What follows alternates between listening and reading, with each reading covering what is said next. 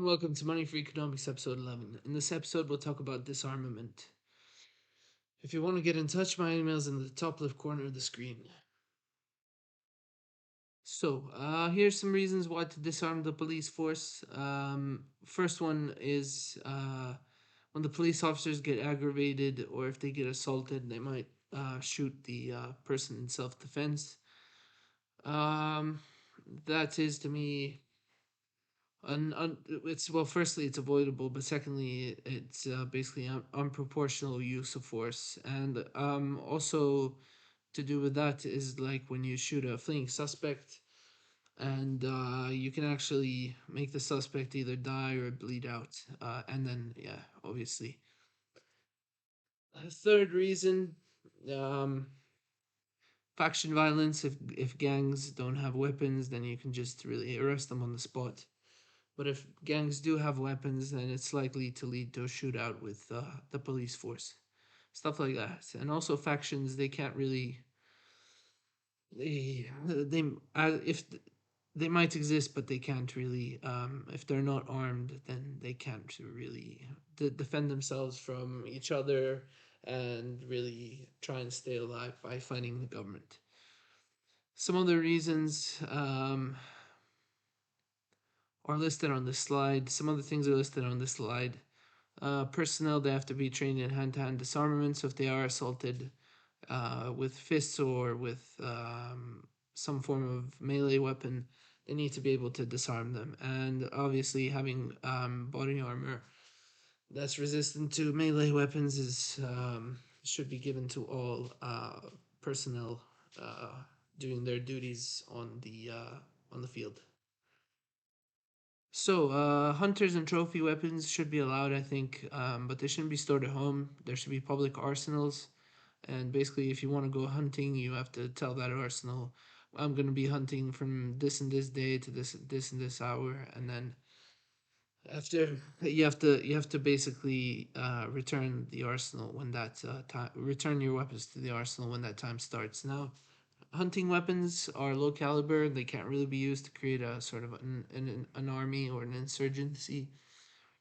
However, I think they should still be stored. I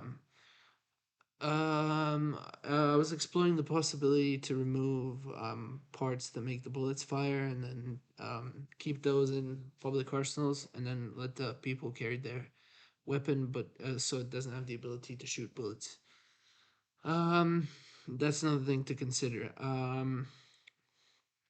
What are calibers that are allowed? Well, hunting rifles, they have low calibers, meaning that the bullet is small and isn't going to penetrate as much material.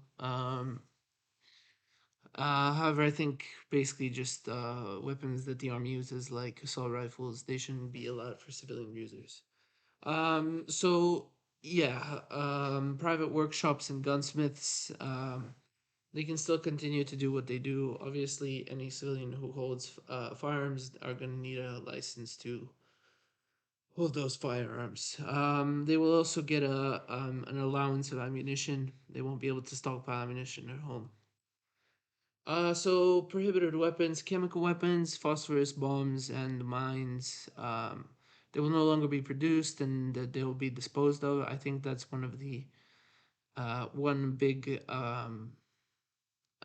achievement that the country can make to stop using chemical weapons and mines and dispose of all of that. To go with this disarmament of the police, I think there should be a prohibition of owning blades and other blunt melee weapons. So the government shouldn't pursue having large reserves of artillery, tanks, assault rifles, some other things. Most of these will be melted down for metal. I discussed this in a previous episode. Armaments limits, I think, realistically, aside from civilian weapons owners, I think the police is going to be basically the only other organization in the entire country to own firearms. These firearms have to be all forms of ranges, particularly sniper rifles, shotguns, and realistically, apart from the civilian owners, there won't be more than like 100,000 or 200,000 of all combined firearms in the police force in the country. as discussed in a previous episode, the most police personnel will not be armed with firearms. They can be armed with pepper spray and tasers, but they can't be armed with firearms.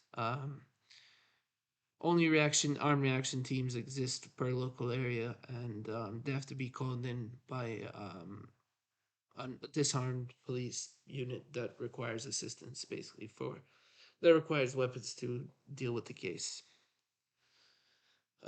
Some airplane bombs are going to be disused, ballistic missiles as well.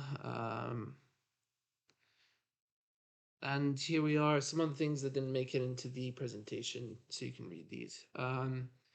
One main thing is to nationalize ammunition production, and maybe have these like recreational shooting ranges to shoot various forms of assault rifles, but they are always going to be the property of the range, and there's some other things like that. Yeah. Thank you for watching.